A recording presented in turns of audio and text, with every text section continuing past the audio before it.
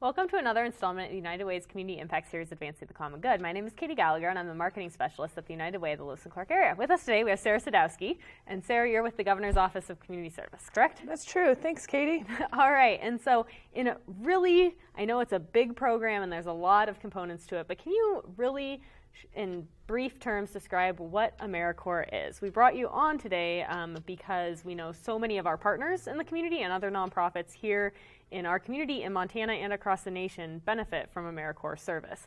And so can you explain what it is? Sure. AmeriCorps, for folks who have heard of it, often think of the Peace Corps. So essentially what it is all domestic, both in Montana, throughout the United States, Puerto Rico, Guam, Hawaii, Alaska. Folks can both apply to host an AmeriCorps member at their nonprofit, at their local government agency, to help them meet a need in the community. And it's also an opportunity for citizens to engage. We have a dual mission. One is to meet needs of communities, and the other one is to develop participants. So there's always a component of leadership development, member development, we call it typically.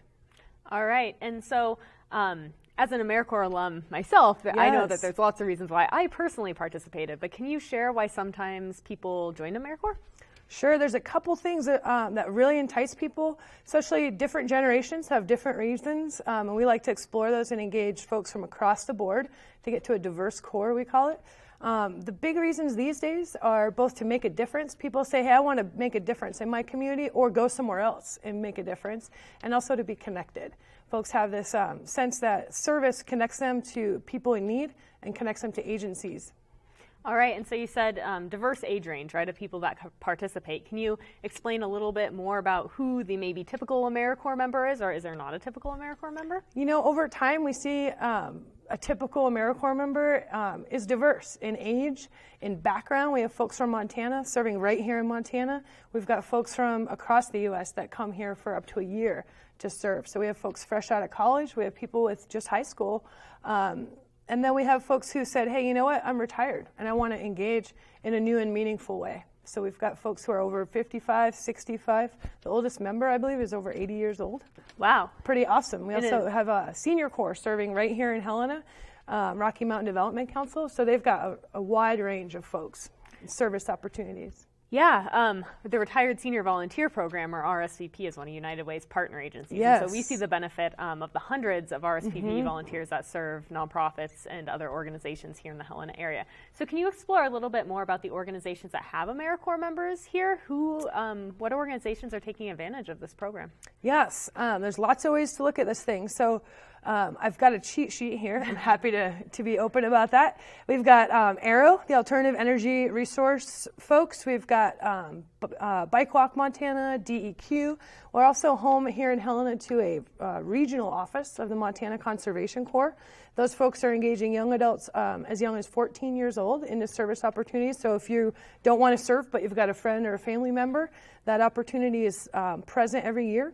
Montana Legal Services is one of our strong partners right here in town, and their partners include the State Bar and the Office for Consumer Protection, Victim Services, Montana State Parks. Also, Big Sky Watershed Corps has folks at the Lewis and Clark Conservation District. We also have AmeriCorps Vista, which is Volunteer and Service to America. Those folks are at the YWCA, they're at Childwise, they're actually at our good friends, the Helena Food Share, as well as No Kid Hungry, and then also Youth Connections. Some real famous Helena organizations have been very, very wise in how they've accessed and used National Service members. And so the National Service members, maybe when they're placed at Food Share or ARROW or Bike Walk, any of these diverse partners, what do they do? Are they normal employees? Are they taking on responsibilities that an employee can take on? Or what are some absolutely of the not, roles Katie. That's what we do is we develop work plans and position descriptions. These folks are National Service members. So as I described, across the U.S. is this opportunity, as well as right here in Helena. The whole idea is that together we're part of something real big. And what it is almost 100,000 National Service members in the U.S. in all those territories. And so it can be very different, but there's typically a need connection. Okay. So it's low income connection or environmental need, a wide array of those. However, there's always tied back to something. The goal is that member will have a key role and then move on. And so we actually are real intentional that they're separate from staff. And so sustainability then is really important. It is. For what the members are doing at the organization, so it can live beyond ideally their yes. tenure. Mm-hmm. That's great. And so you're with the Governor's Office of Community Service. That's true. And then you mentioned AmeriCorps Vista. And so can you talk a little bit about the difference between Vista programming and AmeriCorps and how people can find out about these different programs? Sure. So we're strong partners with the Corporation for National and Community Service. Those are the fine folks that oversee Vista and the Senior Corps programs across the state. Okay. However, we all work together. So for Vista, there's a strong emphasis on what we call indirect service, that capacity building and sustainability, these really fun buzzwords that we like to throw around in the nonprofit sector. And then there's also the AmeriCorps folks, the AmeriCorps state folks, and they do direct service. So you might see folks out in a community garden or being real instrumental in packing up food at Helena Food Share. It just really depends on their role in that position description. Because of our strong partnership, we have all those programs listed on our website. Okay. So at serve.mt.gov is you can go to, right under AmeriCorps in Montana tab, and you'll see all those service programs listed there. And so AmeriCorps members are part of our community, right? That's they're right. living We're here, everywhere. they're giving back. And so how do you identify an AmeriCorps member? How do you know if somebody's an AmeriCorps member? What are some of the ways that you might know that? You know, there's a couple ways. One, we try to encourage folks to self-identify when they're in a group setting or in a community meeting to identify themselves as an AmeriCorps member serving with the agency they're with. Sometimes you'll see what I commonly refer to as the big A. Yeah. Everyone's got T-shirts, and that's typically on the shoulder or the arm, sometimes across the back. Really does depend. Sometimes they're program specific, but there's lots of opportunities and ways. And then what happens too is sometimes folks serve and often stay in our Helena community. And so as you get to know folks, you realize, oh, you were in AmeriCorps. Wow, that person looks familiar, only they're in a different role now. So we've got a lot of alumni that stick around and continue to contribute.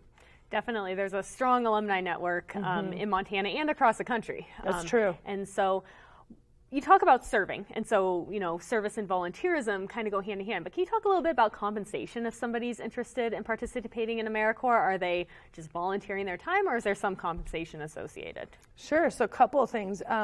One, we see a bit of a difference between national service and community volunteerism.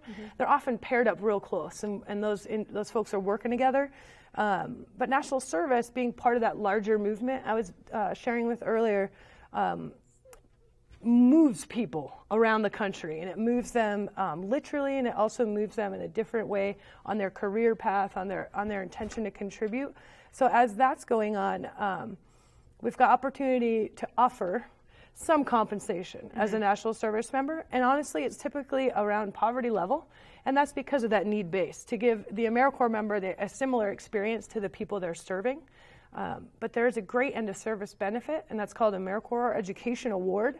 And that's a voucher that AmeriCorps members earn at the end of service, and it's good for 7 years toward both federally backed student loans and towards federally backed tuition.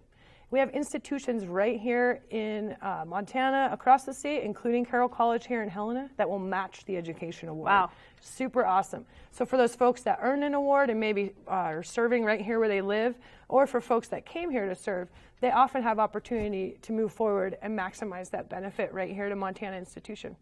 Yeah, the student loan repayment that I was able to do with my award was gigantic, and I am where I am in my career today because of AmeriCorps, and I'm so thankful for that. So can you share with viewers, maybe they have somebody in their family, or then they themselves or a grandchild might be interested in this? Can you share once again how they get involved? Yeah, so we've got a couple places for you to go.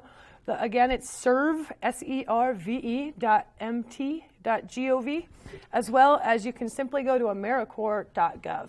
And that's AmeriCorps.gov.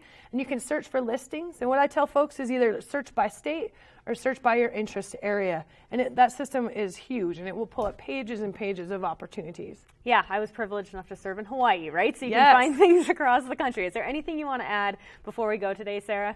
Thank you. All right, that's really it. And thanks to all these fine folks in Helena. Yeah, making an impact. Yeah, awesome. Thanks for having me, Katie. Thanks, Sarah.